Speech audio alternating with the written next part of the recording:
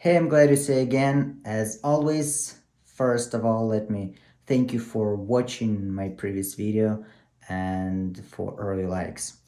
So today I will try to do my best and explain the fifth chapter of the Pug book, and this is gonna be an aerodynamics of flight.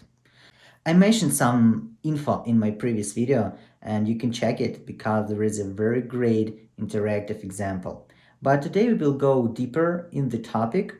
So, alright, let's go. 85 heavy, wind 260 at 14 and a 2 right for takeoff. So let's start with the big question, which is how does the airplane fly? Of course, this is not how the books explain it, but there is a grain of truth in this picture, especially regarding money. So during the ground school, our teacher said that if you say to examiners that the airplane fly because of money, you will be right. But we need to know the theory. That is why here is a real picture.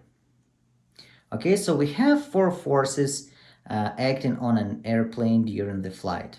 And this is lift, weight, thrust, and drag. So there is a great video example in my previous video. You can check it.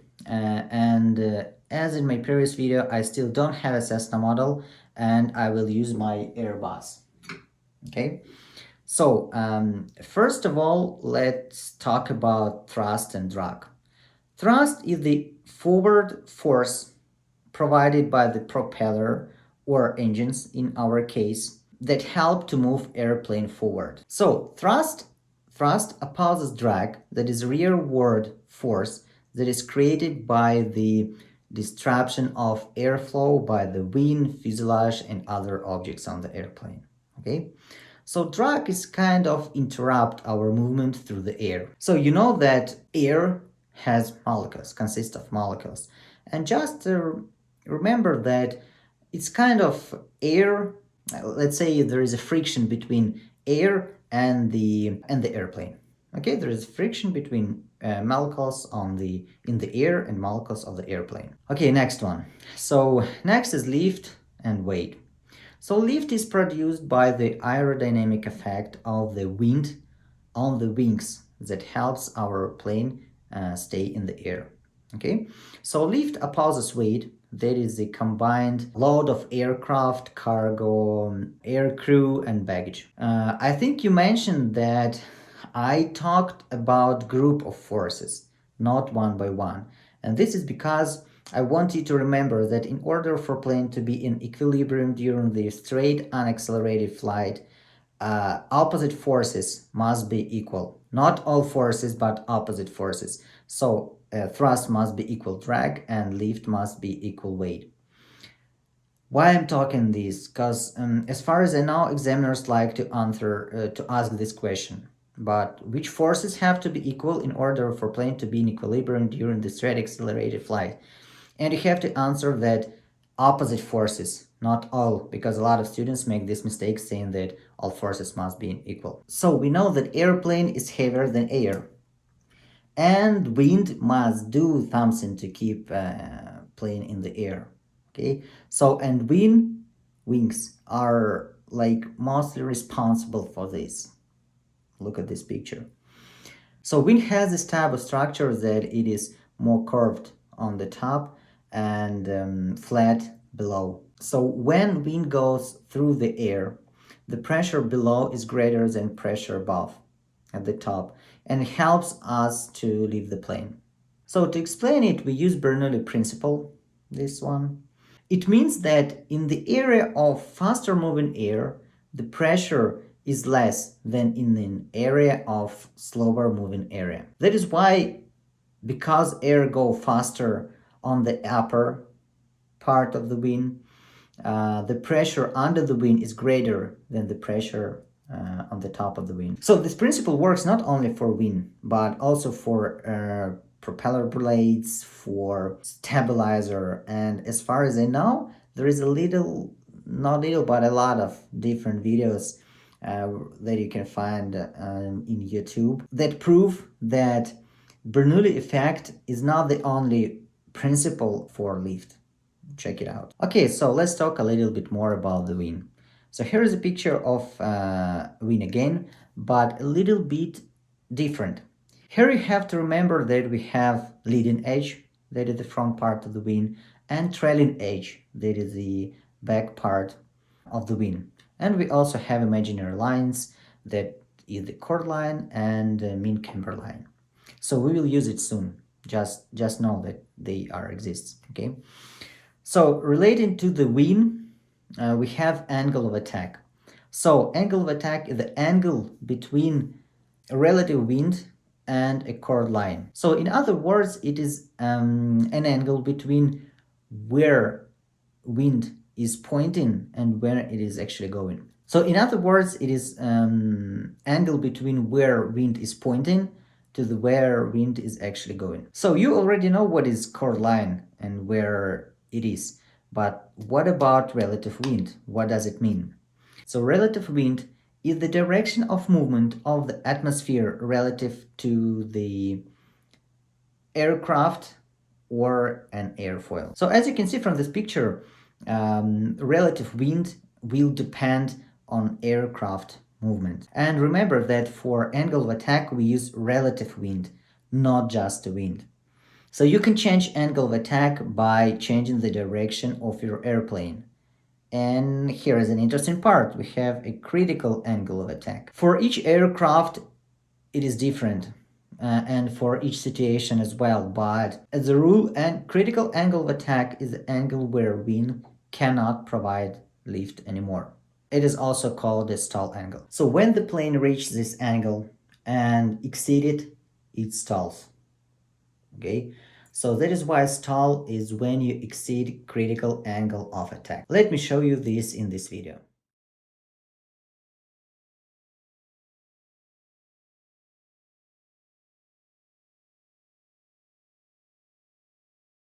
So during the practice you will feel how you will learn, how to feel that the stall is coming and how to get out of it. So also keep in mind that even flying slowly can create a stall. So total lift depends on the combined effect of airspeed and angle of attack. When speed decreases, you must increase angle of attack to maintain the same amount of lift. So in this case we use, as it called, spin stall. So in this scenario plane goes like this.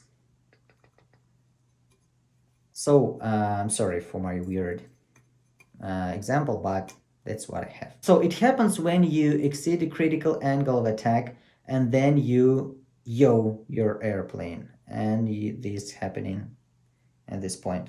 So and let me show you this great example of stall and recovery from it.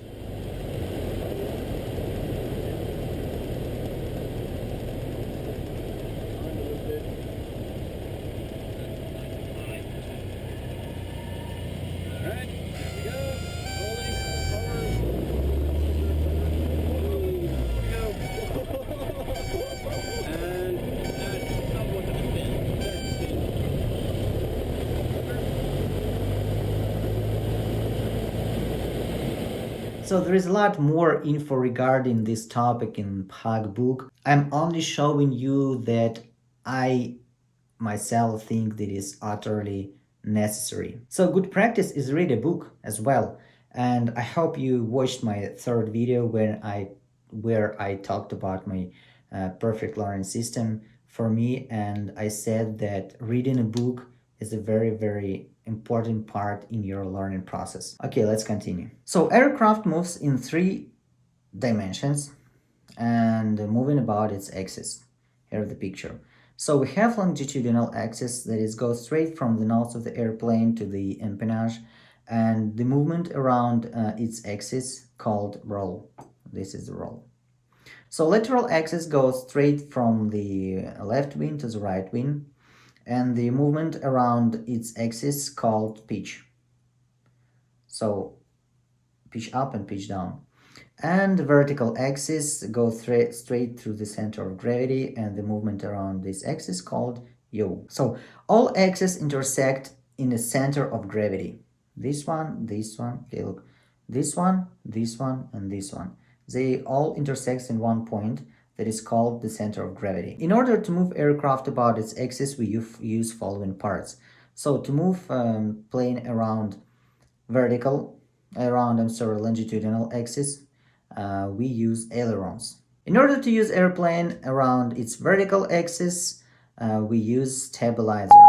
And in order to move airplane around its vertical axis, we use rudder.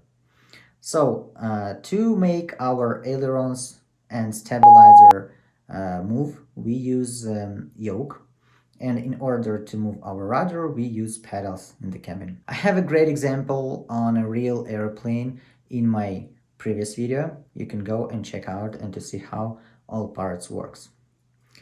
Let's talk one more time about rolling, and of course I talked about it in previous video, but I want to tell you this one more time if you just start watching this particular video. This rule about rolling. So when we roll our airplane to the left or to the right, we use ailerons. And each time we turn plane in different directions, different ailerons go in different dimensions. So when you turn left the plane, so the left aileron goes up and right goes down. When you turn right, the right goes up, left goes down. So how to remember it? It's a great example. Just imagine yourself sitting in an airplane and just take a yoke like this with thumbs up.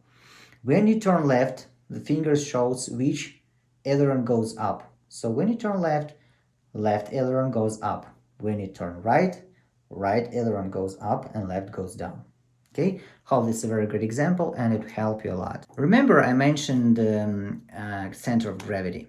This is one of the most important stuff for your flight planning and the whole process of flight. So center of gravity is the theoretical point where the entire weight of the airplane is considered to be concentrated. So you will learn more about center of gravity lately during weight and balance theory. For our topic, you should know following. Let's look at this picture. So as you can see, we have center of lift, center of gravity, and tail. So center of gravity always in front of the center of lift, and it makes plane easier to fly. So depending on your load of the airplane, center of gravity will move forward or downward. So, but it has never be behind center of lift or too forward. If you load your airplane and this way you make your tail heavy, your airplane will have tendency to nose up, okay, to lift nose up. And it will be harder to control airplane. If you make your nose heavy, the plane will have tendency to nose down. And again, it will be harder to control an airplane and it will be hard to land the airplane because of the nose tendency going down. And instead of landing on the main gear, you will land your airplane on the front landing gear. Okay. If you turn back to the photo, we will see that we have letter T. And as you know, this part of the airplane is called stabilizer. And it has the same shape as the wing, but it inverted. So, and as you remember, we have higher pressure on the flat part of the wing. So we have higher pressure on this part of the stabilizer, and the pressure pulled down like this, okay, like the air shown on the picture.